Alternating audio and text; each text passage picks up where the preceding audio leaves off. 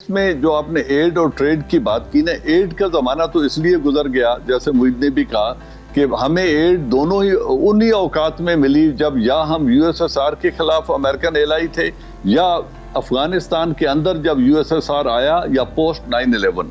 اب وہ انوائرمنٹ سارے تقریباً ختم ہو چکے ہیں۔ افغانستان ایک سیٹلمنٹ کی طرف بڑھ رہا ہے، اگر قوتوں نے چاہا کہ وہاں سیٹلمنٹ ہو تو پھر تو ایڈ کے نہیں ٹریڈ کے چانسز ہیں۔ لیکن اس میں تین چیزیں بہت اہم ہیں۔ پہلی بات یہ ہے کہ کیا وہ پاکستان کو اگنور کر کر مکمل طور پہ چائنا کی گود میں دھکیل دیں گے؟ ایسا وہ نہیں چاہیں گے۔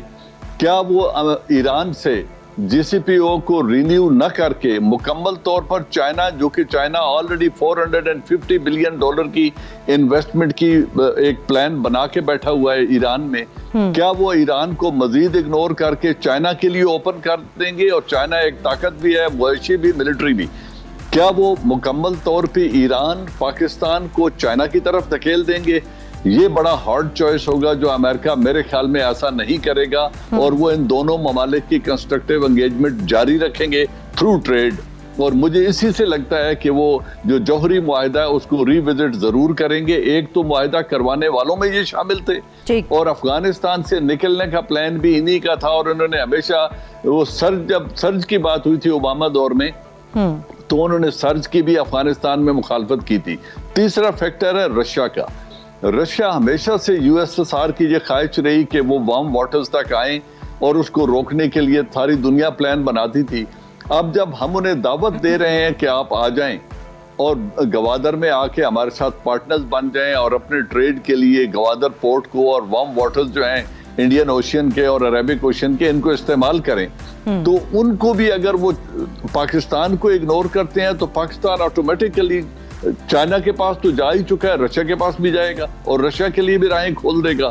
اور اگر ایران میں $450 بلین کی چائنا انویسٹمنٹ کر دیتا ہے، تو پھر اس ریجن سے امریکہ اتنا لا تعلق ہو جائے گا کہ اکیلا ہندوستان یہ سارا بوجھ ان کے لیے نہیں اٹھا سکتا۔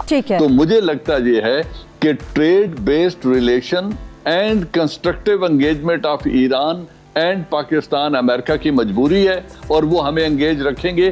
اس میں ہمیں اپنا ہوم ورک کرنا ہے بڑے خلوص کے ساتھ، پاکستان کے مفاد کو سامنے رکھتے ہوئے، اور امریکہ کی مخالفت کی بجائے کنسٹرکٹیو انگیجمنٹ ہماری طرف سے بھی۔ اس کے لیے ہمیں اپنے ہوم ورک کی ضرورت ہے، جو ہمیں سیریسلی بیٹھ کے ابھی تمام پالیسی پلانرز کو سوچنا چاہیے۔ چلیے اسی سے متعلق ایک عام سوال مظہر عباس صاحب کی طرف میں لیے چلتی ہوں۔ مظہر صاحب، انٹرنیشنل پولیٹیکل کینوس جو ہم دیکھ رہے ہیں، جس کو ہم جانچ رہے ہیں، آپ کو کیا لگ رہا ہے جو بائیڈن انتظامیہ کے لیے انٹرنیشنل کینوس پر ہی سب سے بڑا چیلنج کیا ہو سکتا ہے؟ دیکھیے، اس وقت جو صورتحال ہے اس میں مجھے افغانستان تو ظاہر ہے ان کو افغانستان کا ایشو سارٹ آؤٹ کرنا ہے، لیکن یہ جو مڈل ایسٹ کی انگیجمنٹ ہے یہ میرے لحاظ سے بہت ہی ہمارے لیے دیکھنے کی چیز ہے، کیونکہ جس طریقے سے اسرائیل کا اثر و رسوخ بڑھ رہا ہے مڈل ایسٹ میں، اور عرب کنٹریز بھی ان کے قریب جا رہی ہیں، یہ ہمارے لیے بڑی ڈیفیکلٹ سچویشن ہے، کیونکہ بظاہر لگتا ہے کہ اسرائیل اور امریکہ مل کر ایران ٹارگٹ ہے ان کا، اور اس ایسی سچویشن میں ہماری پوزیشن کیا ہوگی، یہ سب سے اہم سوال ہے، اور ہمارے لیے ظاہر ایک ڈیفیکلٹ سچویشن ہے۔ اس سے پہلے بھی ہم نے دیکھا تھا کہ سعودی عرب کے ساتھ ہمارے تعلقات میں جو تھوڑا سا تناؤ آیا تھا اور کشیدگی ہوئی تھی، وہ بھی ہمیں نظر آئی تھی، لیکن یہ جو ڈیولپمنٹ ہوئی ہیں پچھلے چند مہینے میں، ٹرمپ کے میرا خیال ہے آخری کوارٹر میں جو ڈیولپمنٹس ہوئی ہیں، یہ بڑی سگنیفیکنٹ ہے۔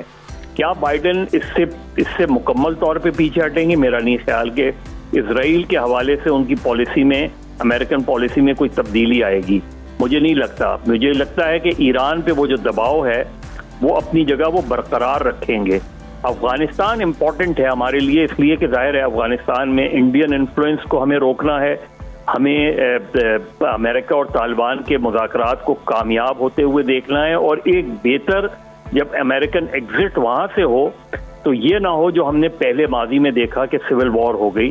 اس کے امکانات اب تو کم ہیں، لیکن طالبان اور داعش کا جو وہاں فیکٹر ہے وہ بہت خطرناک ہے ہمارے لیے۔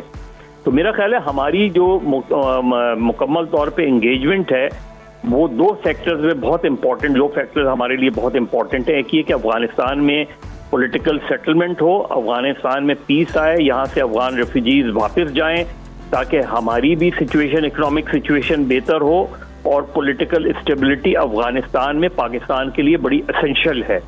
دوسرا, ہمارے لیے سب سے امپورٹنٹ یہ ہے کہ امریکن اگر جو بائیڈن کی پالیسی وہی رہتی ہے جو ٹرمپ کی پالیسی تھی مڈل ایسٹ کی, تو میرے خیال لیے ہمارے لیے کوئی بہت اچھی خبر نہیں ہے. ہمیں اس میں بہت سنجیدگی سے دیکھنا پڑے گا کہ ہم کس حد تک مڈل ایسٹ میں اپنا رول پلے کر سکتے ہیں, اور کس حد تک عرب کنٹریز کو یہ کنونس کر سکتے ہیں کہ اسرائیل کو اتنے قریب آنے دینا جو ہے